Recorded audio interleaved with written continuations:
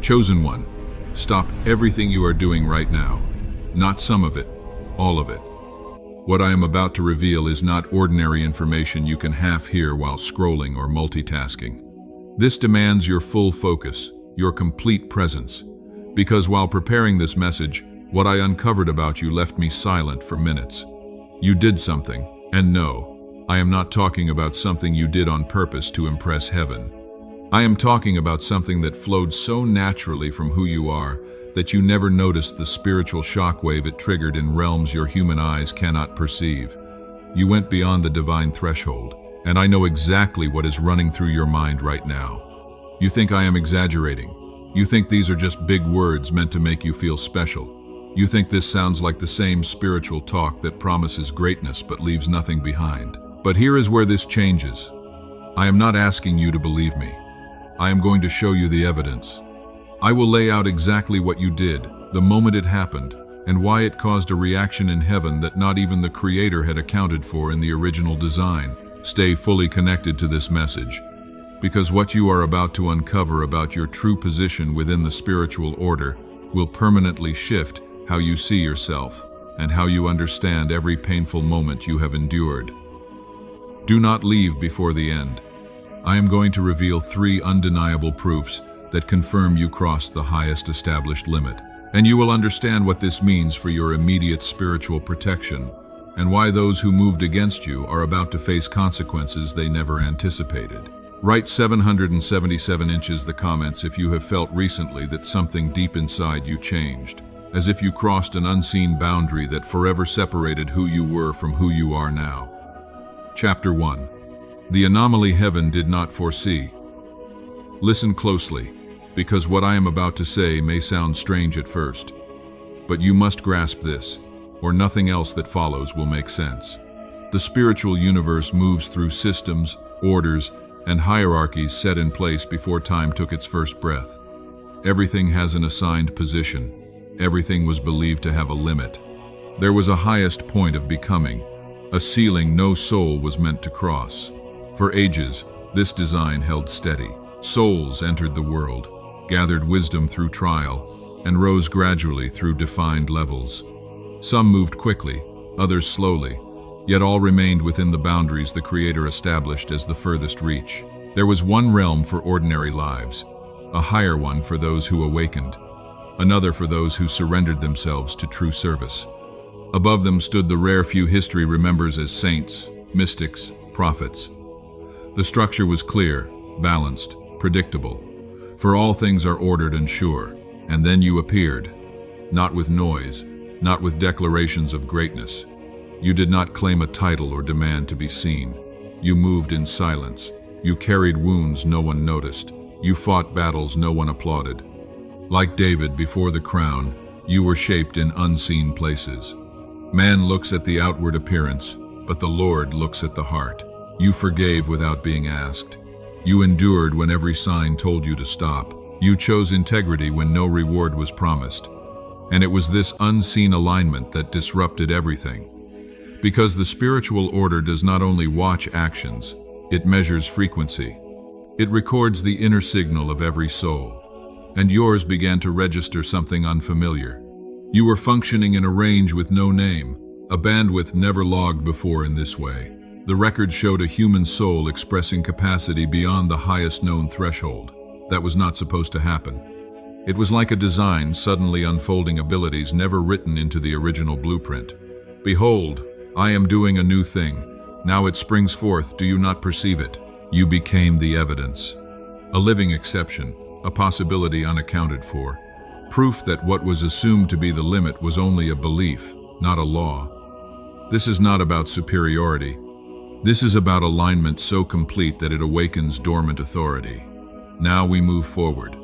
Because to surpass does not mean to replace the divine. It means to embody what was hidden in you before you were ever aware of it. And understanding this truth is essential, or the weight of what has unfolded will be misunderstood. You did not surpass God. That idea has never been on the table. What you moved beyond were the limits once believed to be absolute for a soul living inside human flesh. You crossed the ceiling that defined what was thought possible, while carrying a body marked by weakness, fear, and gravity. The record was not broken by force, it was dissolved by being. It is like a boundary the world assumed could never be crossed. Generations tried, trained, pushed, and failed. The line became law. Then you passed it without striving, without preparation, without even knowing you were doing it, not by competing, but by existing in truth. That alone unsettles everything that relied on those limits staying in place. This does not mean you had hidden powers others lacked. You were not lifted because you were smarter, stronger, or more disciplined. The crossing happened for a reason far quieter and far more demanding. It came from how you met suffering. The weight you carried would have crushed most. The betrayals, the losses, the moments where darkness pressed so close you questioned whether light still remembered your name. Nights when breathing felt intentional, not automatic. Most souls faced with that depth either shatter and never return, or survive by closing their hearts until nothing truly reaches them. You chose a third way. You walked through the fire and did not surrender your capacity to love. Nay, in all these things we are more than conquerors through Him that loved us. You were wounded and stayed open. You were surrounded by darkness and guarded your inner flame. By every known pattern, that should not happen. Pain is meant to harden the soul. Trauma trains it to shut down. Yet you did not follow the script. You let suffering carve depth instead of walls. Betrayal became discernment. Loss became clarity. Darkness became soil for a stronger light. That is what surpassing means. Not avoiding pain, but transforming it in a way the system never classified as possible. Now we move forward, because what comes next are the confirmations. The signs that reveal this was not imagination, coincidence, or comfort. They are the proofs, and you will recognize them not because I say them, but because you have lived them. Before we fully enter this prophetic stream, pause for a moment, not for vanity, not for numbers, but as a prophetic act of agreement. I'm asking you to do 3 simple things, actions that may look ordinary, but carry spiritual weight. First, like this message. Each like is more than support. It helps this word reach those who are awakening right now, those whose breakthrough has already begun. Second, subscribe and stand with us, not just to a channel, but to a growing prophetic community. As we're aiming for 10,000 subscribers, your connection helps raise voices of faith and ensures these messages continue reaching the ones they're meant for. Third, take a moment to write 999 or 777 inches the comments, and share your city and where you're listening from. Let this be a quiet but powerful sign between you and God, a declaration of fulfillment, alignment, and divine transformation. Lord, I am ready. I agree. Let your plan be accomplished in my life. Amen. The first sign is your capacity to forgive what, by any human standard, should have remained unforgivable. There was someone who crossed a line that justified permanent bitterness. This was not a small misunderstanding. This was deliberate harm, a betrayal chosen with full awareness of the damage it would cause.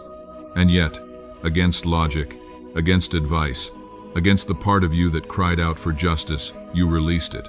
Not by denying the pain, not by pretending it never mattered, but by removing the poison from your own spirit. Father, forgive them, for they know not what they do. Forgiveness at that depth is not a decision of the mind.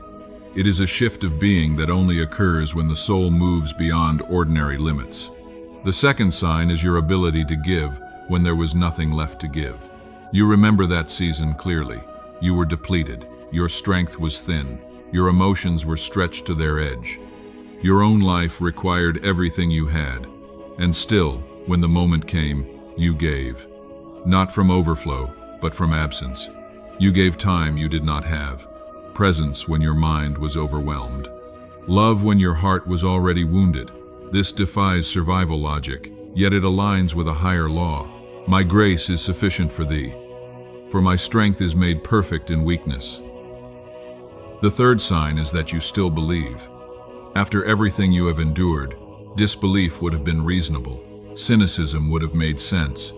The evidence could have hardened you into someone who expects nothing but loss. And yet something in you refused that conclusion. A quiet flame stayed alive. You continued to believe in goodness after witnessing cruelty, in love after rejection, in purpose after delay and resistance. Now faith is the substance of things hoped for, the evidence of things not seen. That kind of faith does not come from comfort. It rises from calling. If these signs resonate not as ideas but as memories, then you already know the truth. You were not being punished. You were being prepared.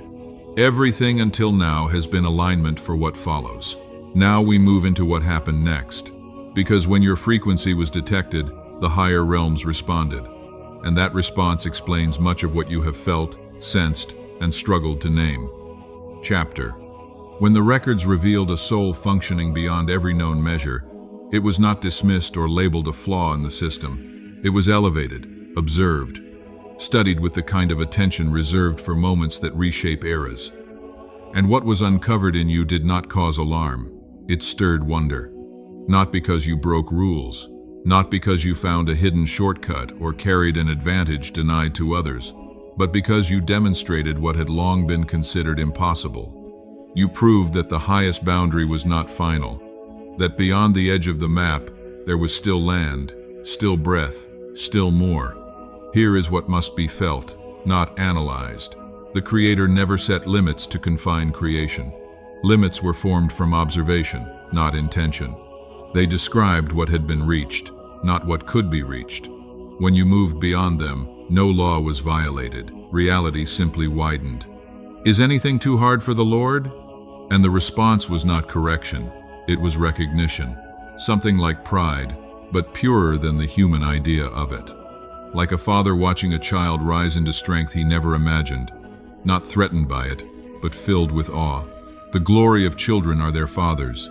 Your becoming did not diminish heaven. It revealed what heaven planted. You were seen, not for perfection, but for faithfulness under weight. For the way you carried sorrow without surrendering light. For choosing truth when bitterness would have been easier. For proving that the soul's capacity is far greater than assumed. This stirred admiration. And admiration in the higher realms is never passive. It sets things in motion. Because that recognition did not remain an idea. It translated into action. Systems adjusted, pathways aligned. Safeguards were triggered without announcement. Effects you have already begun to feel, though you may not yet have language for them. He shall give his angels charge over thee, to keep thee in all thy ways.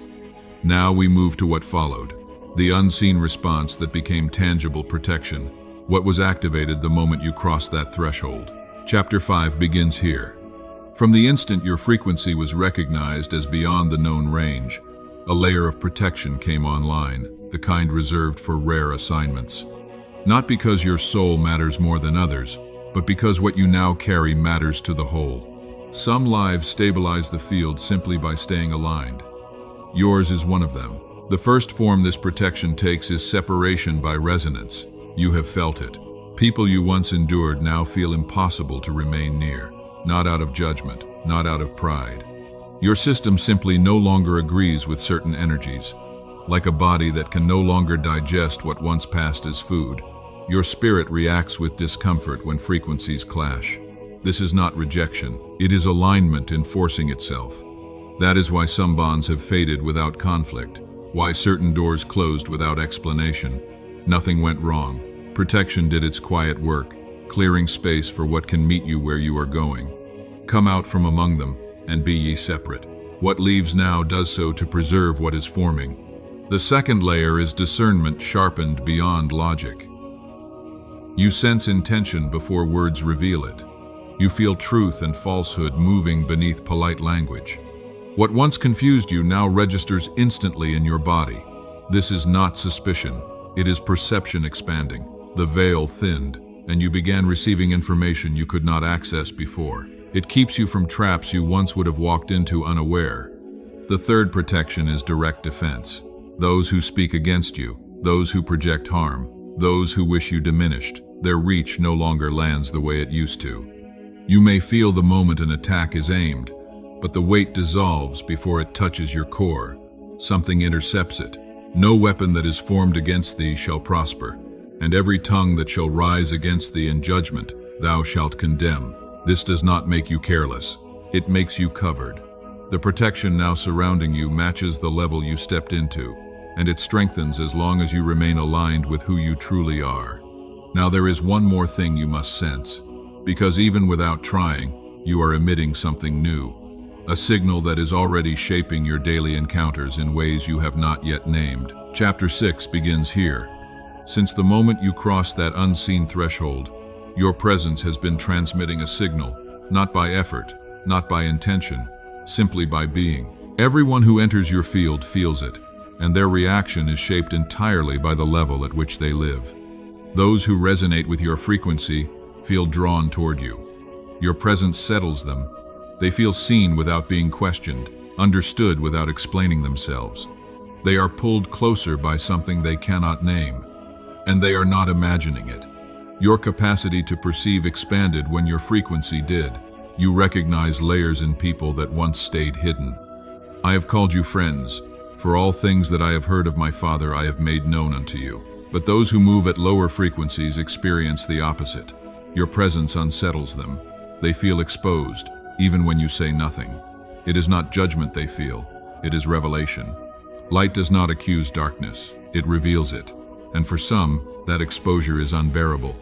This is why certain attacks came without cause, why rumors appeared from nowhere, why resistance rose where you offered no threat.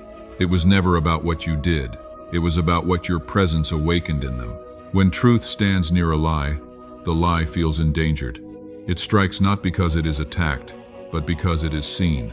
And this is the condemnation, that light is come into the world, and men love darkness rather than light.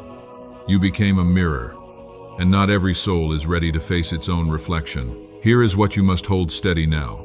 You are not meant to lower your frequency to soothe discomfort. You are not asked to dim your light to preserve false peace. Remain where you are. Those who can rise will rise. Those who cannot will fall away on their own. Do not pursue them. Do not persuade them. Do not spend your strength trying to illuminate those who have chosen the dark. Your light has purpose, and it is meant for those who are searching for a way out. Now we move deeper, because within every wound you carried, something was hidden. Something placed there long before you understood its value.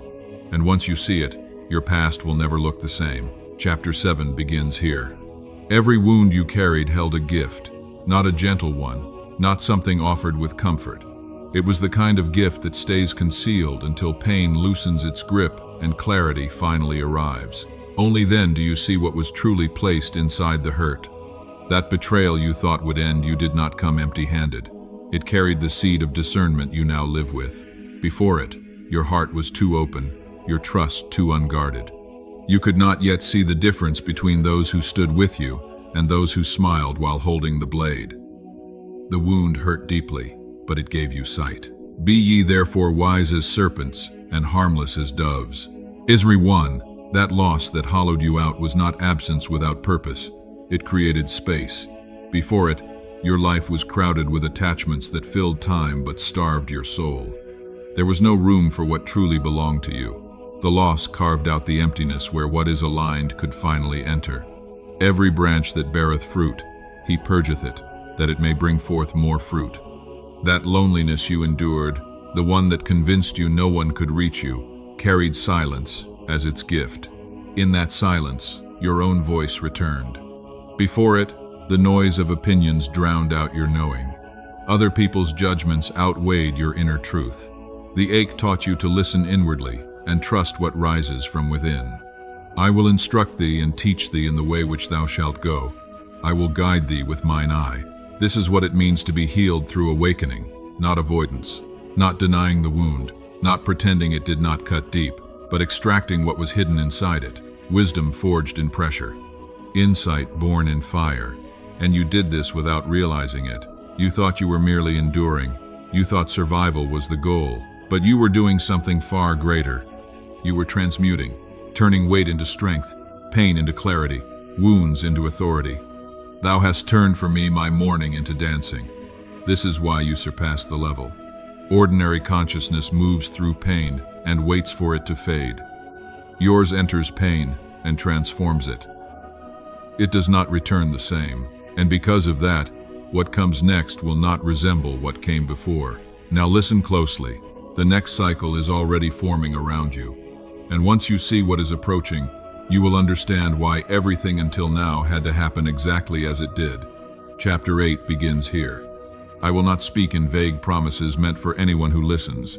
What is unfolding now is precise, already in motion, and tied directly to the position you stepped into. The first shift you will feel is clarity of purpose. That quiet tension of knowing you were meant for something meaningful, yet not seeing its shape, is beginning to dissolve. Insight will come in flashes. Pieces of your life that once felt random will suddenly align. You will see why you were placed where you were, why certain doors closed, why specific people crossed your path. The pattern will reveal itself. The steps of a good man are ordered by the Lord. The second shift is acceleration. What once felt like rare coincidence will become frequent alignment. Meetings will happen at exact moments. Information will reach you just before you need it. Support will appear without being summoned. This is not chance. Your frequency now attracts what matches it. Before they call, I will answer. And while they are yet speaking, I will hear. Life will begin to move with you instead of against you. The third shift is resolution. Loose ends will no longer linger. Situations that drained you without direction will come to a conclusion. Relationships suspended in uncertainty will either deepen or dissolve. Decisions you postponed will ask for truth. Not to pressure you, but to free you. This is clearing, not loss. Space is being made. To everything there is a season, and a time to every purpose under the heaven. And then comes the fourth shift, connection, not crowds, not admiration, alignment. Those who recognize your language without explanation will find you. Those who carry complementary fire will stand beside you. This is not about being completed by others. You were never incomplete. It is about convergence. The work ahead is not solitary. Two are better than one, because they have a good reward for their labor. The season of walking alone is ending because the next phase requires shared vision. Now we arrive at what all of this has been preparing you for. What follows is not general insight. It is not symbolic encouragement. It is a direct message meant for you at this exact moment. And it asks for your full attention because it speaks to who you are becoming, not who you have been. Chapter 9 begins here. Hear this from beyond the veil of ordinary sound. Your pain was not random. Your collapse was not failure. Your trials were not signs of weakness. They were sacred evidence. Proof that something divine trusted you with weight most could not carry.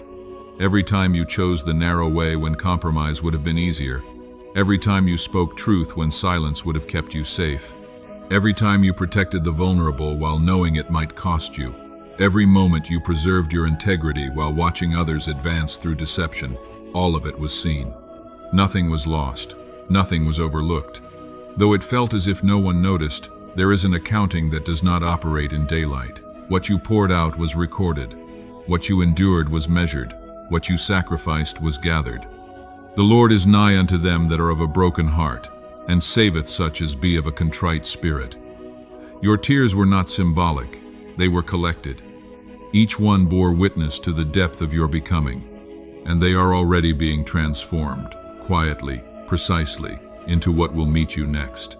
You have waited longer than you thought you should, watched doors open for others while yours stayed shut, questioned yourself in the silence, wondered if delay meant denial. It did not. Nothing was wrong with you. The stillness was shaping you. The waiting room was not punishment. It was preparation. And that season has reached its end. Know this now.